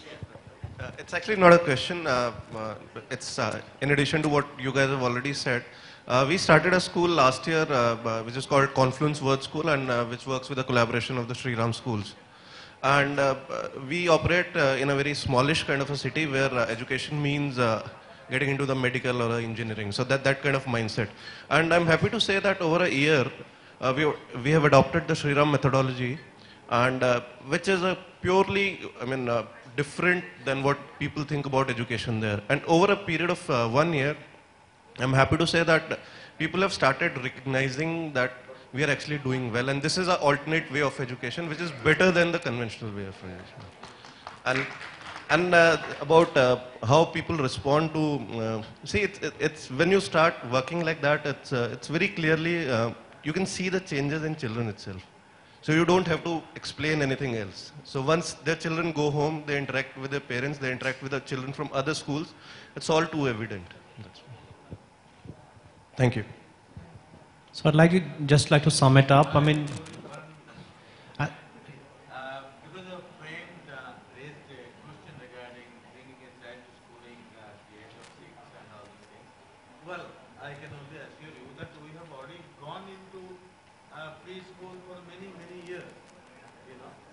So now it is now time to think of why you had gone for it.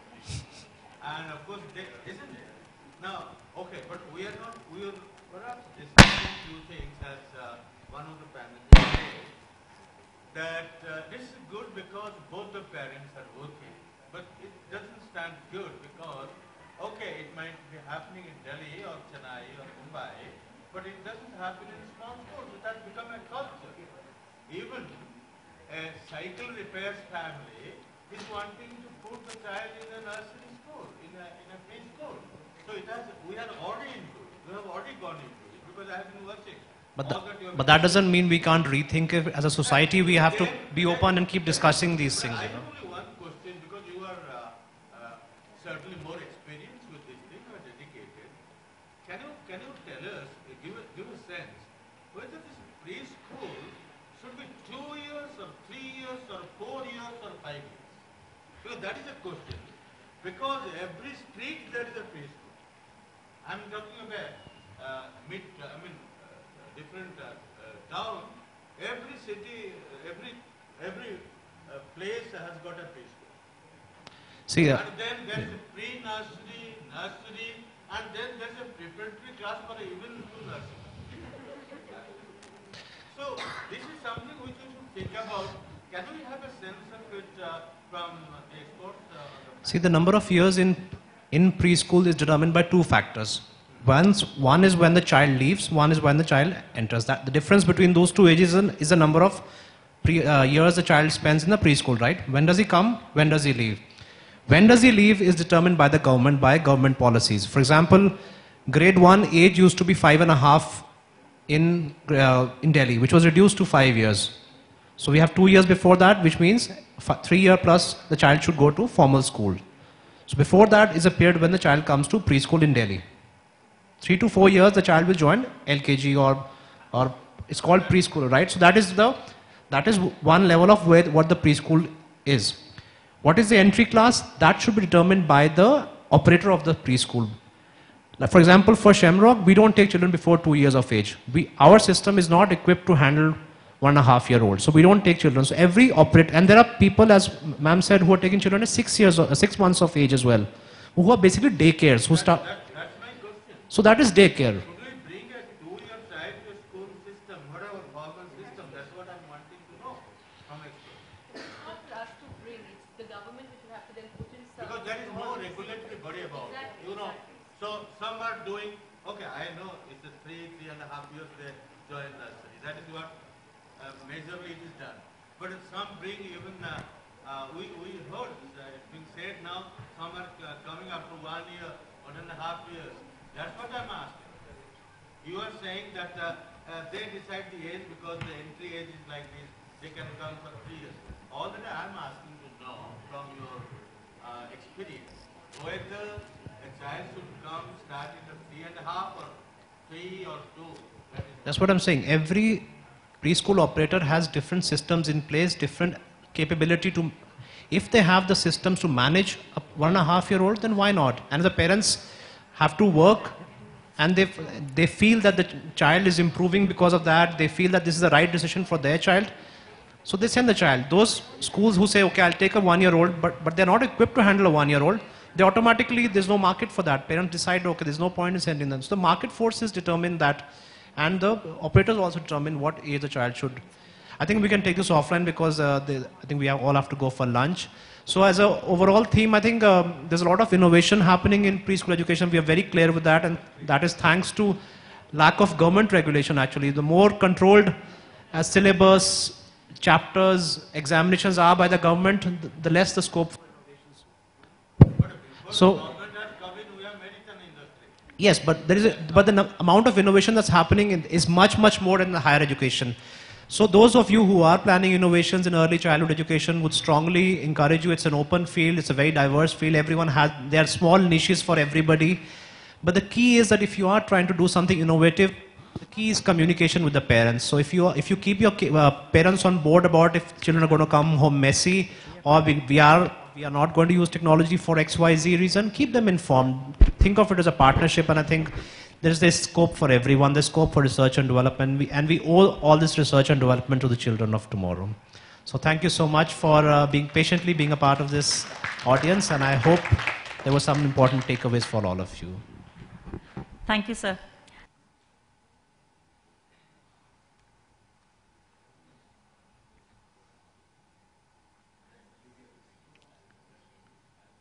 I would request Dr. Ravi Gupta, CEO, ELETS Technomedia Private Limited and Chief Editor, Digital Learning Magazine, to give away the speakers a small token of thanks in the form of a photo frame and a memento to our distinguished speakers.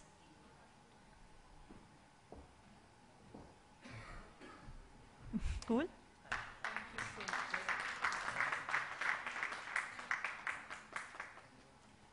Mrs. Kaadambari Muttoo, Director Academics, Schools Division, Shri, New Horizons, New Delhi.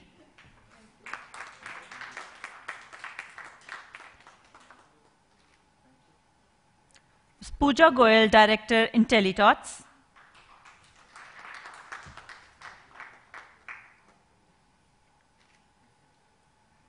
And Mr. Amol Arora, Vice Chairman and MD, Shemrock and Shemford Group of Schools. And thank you, sir, for being an amazing session chair.